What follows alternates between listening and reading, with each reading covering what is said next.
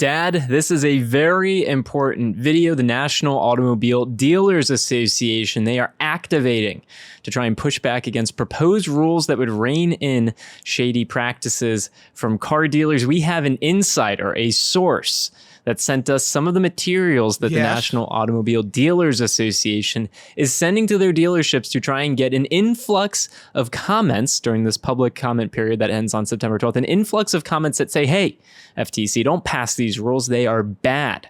I kind of wanted to show you this and get your reaction. Absolutely. And September 12th is when the comment period ends, which is, next week. Next Monday. Exactly. So if you have a moment, go to joinyaa.com/FTC. That'll take you directly to the page to submit a comment to the FTC. There are over 3,500 comments that have been submitted, overwhelmingly positive and in support of the proposed rules from the FTC. A quick reminder, there are 4 proposed rules from the FTC. Selling products that don't have a benefit to the customer would no longer be permissible. That means no nitro-fill tire, for example. The advertised price of a vehicle would actually have to be the selling price of a vehicle. Truly a crazy concept. Non-discriminatory practices for cash buyers and enhanced consent for F&I products. Sounds pretty reasonable to me. I don't know why any legitimate business would be opposed to something like that, but I'm sure we can find out why. Here are the template letters, Dad, that the NADA sent out to their constituency, their 16,000 dealer principals. This, again, came from a source that we have on the inside. First thing I noticed here, Pops, is the different fonts. I just absolutely love the different fonts. And let me read to you one of the example comments that that NADA is proposing that their dealer personnel should be submitting to the FTC. And then I've got 5 comments that have recently been submitted from anonymous folks that I want to read to you so you can see if NADA's actions are working. But Pops, here is an example of what NADA proposes you should say. Dear FTC, Motor Vehicle Dealers Trade Regulation Rulemaking number P204800. I bought a new car and the process was easy and transparent. The sales associate gave me lots of options and she was easy to work with. Anonymous 30326. There's another one here where another example from John in Atlanta saying, don't overregulate because the car buying process works well. These are the template letters, Pops, that they're sending out. Pretty nuts. Well, it is. But I suppose when you have to defend the indefensible, this is the kind of nonsense that you come up with.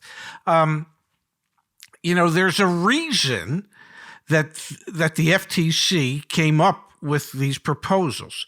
And that's because for the last 3 years, the FTC has received each year over 100,000 complaints from customers regarding dealer practices, dealer sales practices, dealer F&I practices, dealer accessory practices. So the reason the FTC is wanting to do something about that is they're trying to respond to the general public out there that's fed up. Now, I know that there's about 50 million vehicle transactions a year in the United States. So to get 100,000 comments per year doesn't seem like a lot. But when you realize the percentage of people that will actually get so aggravated, so aggrieved, so pissed off to actually want to sit down and write a letter, that percentage of people is so small in comparison to what's going on out there.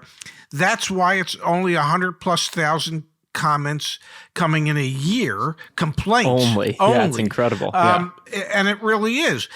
So we all know anybody that has ever tried to buy a car, that at the vast majority of dealerships, everybody knows that the pricing is oftentimes not the same price that you saw advertised, or the vehicle that was advertised suddenly isn't available anymore. It was just sold. Just sold. Literally 10 minutes before you got here, folks. It was just sold. the forced accessories, the dealer etch, the nitrogen tire fill. And yes, nitrogen tire fill has some value in racing, in airline tires, things like that, but not for everyday cars. So there's a reason for the proposals. And dealerships want to just keep it the same, and they're going to try to defend the indefensible. Let me show you a couple examples of these comments that are coming through. And again, join YAA.com/FTC redirects you directly to the page to submit your comment. Dad, this one was not anonymous, but recently submitted from Cox Toyota. All caps, do not pass this ruling. This rule will extend the buying process of a new vehicle and will further complicate and add additional paperwork for a customer to complete. This is a terrible idea and a terrible rule. And we've seen an incredible influx, Dad, in anonymous comments. I believe the current rules, regulations are fair, and there is no need to change or address any part of the current car sales process. There is no need to drag it out and make it even more time-consuming and complicated. Thank you. 3 more for you, Dad. Another anonymous one. I have been in financing for 11 years, and every customer has unique needs, and we offer a range of products that meet those needs. I am transparent with every customer while using a menu selling system with software that tracks everything. Customers clearly see all the items throughout this entire sales process. With the market being as competitive as it is, we must compete to earn a customer's business. You got to love the earn business line. The last thing we need to do is to create more forms and take more of a customer's time. I hear on a daily basis that they can't believe the amount of paperwork they have to sign with doing much more business online. Now, these new regulations could set our customers back. Interesting perspective there from Anonymous. 2 more for you, Pops. Anonymous, to whom it may concern. I have had nothing but great experiences at my local dealership. The staff has been there for years and knows me and my family very well. We get treated with honesty, patience, and respect all the time in both sales and service. I highly recommend them to anyone I know needing car service work. Thank you for allowing me to share. Seems eerily similar to the template NADA sent out. And from another dealership, Dad, Valley Cadillac, buying a car should be an easy process. Mostly everything you want to buy is available online, including vehicles. Good start here. More paperwork and more rules and laws will require more paperwork and more training on the laws. Also, we would have to update all our forms and programming. Dad, the reason dealerships are pushing back against these FTC rules and the reason NADA has activated the troops, per se, to make sure the FTC hears their voice is because they don't want you to have to deal with more forms and more paperwork. No, it's because they know they're going to make less money if they actually have to transact transparently. And they already know that when YAA customers come in, they do make less money because people are more informed. It's a quicker transaction, though, so it's a win-win. I don't see why people get so upset about this. It's a net positive. Well, you and I know it's a net positive. Dealerships are scared because they think it'll cut into their bottom lines and it'll increase the time it takes. I've said it before, I'll say it again. Dealerships that do it the right way, that are open, honest, and transparent with their customers should be standing up and screaming that these proposals become the way we do business, to force the bad dealers. And every dealer out there knows that there's bad dealers, and you should want them to be out of the business. Manufacturers know there's bad dealers. The Better Business Bureau knows there's bad dealers. The consumer affairs departments in every state knows there's bad dealers.